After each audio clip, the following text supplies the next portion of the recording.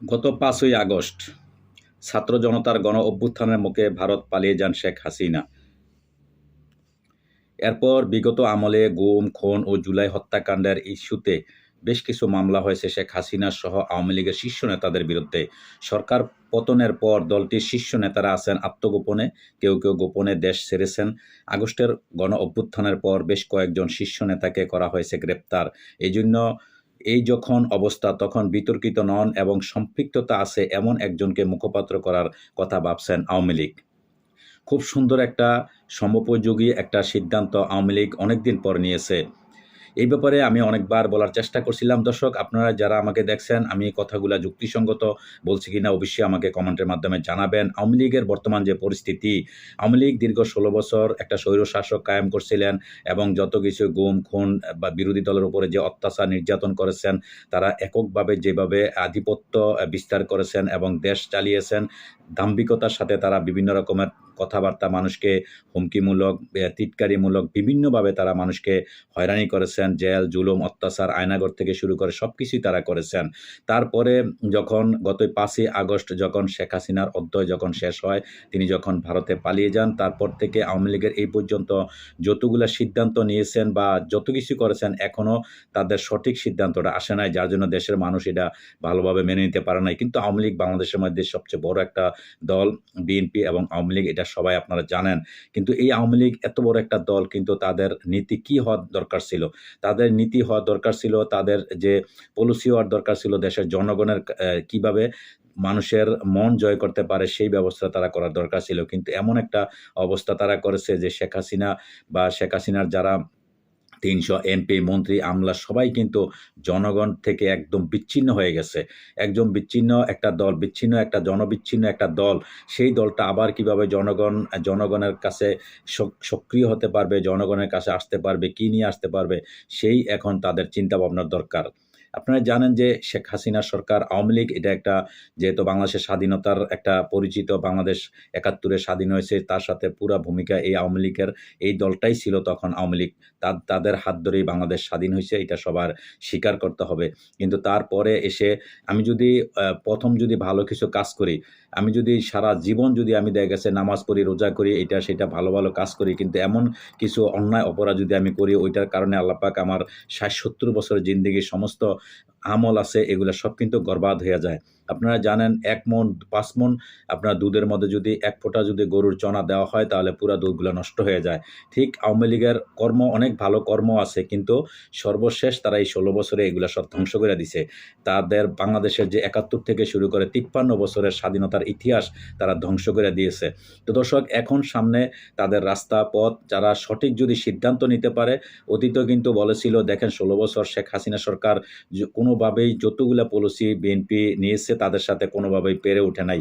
মানে প্রত্যেকটা সিদ্ধান্তই তাদের থেকে পরাস্ত হয়ে গেছে। ঠিক বর্তমান আওয়ামী লীগ গত ৫ই আগস্টের পর থেকে যতগুলা সিদ্ধান্ত নিয়েছে, একটা সিদ্ধান্ত তারা সঠিক নিতে পারে নাই। তাদের যতগুলা সিদ্ধান্ত, এগুলা সবকিছুই তাদের ভুল হয়ে গেছে। তাদের ভুলের মধ্যে এখনো আছে। তার কারণ হচ্ছে দীর্ঘ ১৬ বছর তারা ক্ষমতায় থাকতে, থাকতে তাদের দাম্ভিকতা, তাদের যে মন মানসিকতা অনেক উপরে, তারা যে উপর থেকে এখনো নামতে পারে নাই।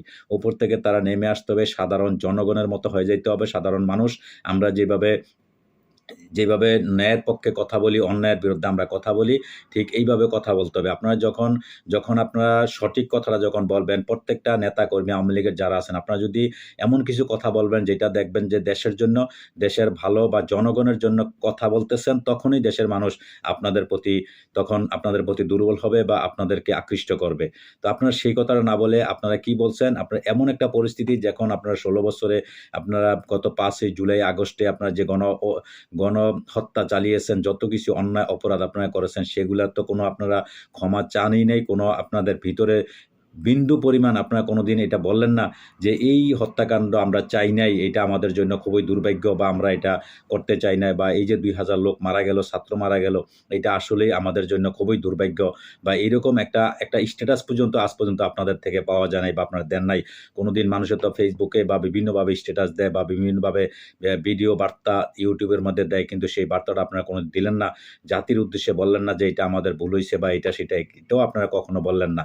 আপনারা যে এই এই পর্যন্ত যতগুলা দেখছি যে ১৬ বছরে ক্ষমতা থাকা অবস্থায় আপনারা যেভাবে আপনারা বক্তৃতা দিতেন, যেভাবে আপনারা কথা বলতেন, স্ট্যাটাস দিতেন, ঠিক আপনারা বর্তমানে একই অবস্থায় ওই ধারাবাহিকতা আপনারা বক্তৃতা দিতেছেন। যার জন্য আপনাদেরকে ভালোভাবে দেশের মানুষ নেয় নাই।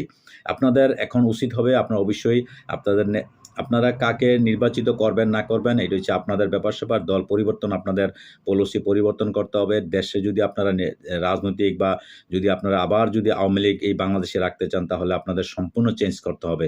আপনাদের পরিবর্তন হতে হবে। আপনাদের দেশের মানুষের কিভাবে কাজ করবেন, দেশের মানুষের ভালো। আপনারা একটা মানুষকে হুমকি দিয়া জোরপূর্বক কখনো কিছু করা যায় না।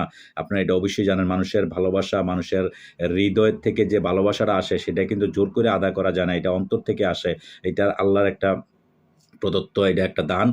তো সেইটা কি করতে হবে, আপনি মানুষকে যখন ভালোবাসবেন ১ দিন ২ দিন ভালোবাসতে তখন আপনার প্রতি তার একটা ভালোবাসা আসবে, মায়া আসবে। কিন্তু আপনাদের সেটাই করা উচিত। আপনারা এখনো সময় আছে আপনার দেশের প্রতি আকৃষ্ট, দেশের ভালোবাসা অর্জন করেন। দেশের মানুষকে কিভাবে আপনারা উপকার করতে পারবেন, দেশের মানুষের আপনারা দেশের স্বার্থে কথা বলেন। এই যে আপনারা ভারতে বইসা ষড়যন্ত্র করতেছেন ভারতের বাংলাদেশের বিরুদ্ধে, দেশের নিজের সার্বভৌমত্বকে আপনার ক্ষমতার জন্য, আপনাদের নিজের স্বার্থের জন্য আপনার দেশকে আরেকটা দেশের সাথে আপনার সংঘর্ষ লাগাইয়া তারপর আপনারা ক্ষমতায় আসতে চাইতেছেন। এই পলিসি থেকে আপনাদের এই মন মানসিকতা থেকে আপনারা বেরিয়ে আসতে হবে। তাইলে আপনার দেশের মানুষ আপনাদেরকে পছন্দ করবে। তো যাই হোক, আপনাদের যে পলিসিটা সর্বশেষ যেটা আপনারা সিদ্ধান্ত নিয়েছেন, এই সিদ্ধান্তটা আমি স্বাগত জানাই। আপনারা অবশ্যই আপনাদের নেতৃত্ব পরিবর্তন করতে হবে। আপনাদের নেতৃত্বের সাথে আপনাদের যে নীতি এগুলো আপনাদের পরিবর্তন করতে হবে। পরিবর্তন এইটাই আসতে হবে আপনাদের। আপনারা প্রত্যেকটা কথা এমন যেভাবে কথা বলবেন ওই কথাগুলো যাতে দেশের স্বার্থে আসে, দেশের জনগণের উপকারে আসে। ঠিক ওইভাবে যখন কথা বলবেন আর আপনারা অতীতে যা করছেন ওইটার পরে ক্ষমা প্রার্থী জনগণের কাছে ক্ষমা চান, দেশের মানুষের কাছে ক্ষমা চান। তাহলে হয়তো দেখা গেছে আপনারা আবারও পরিবর্তন বা আপনারা ফিরে দাঁড়াতে পারেন। তো যাই হোক দর্শক, আজকে এই পর্যন্ত।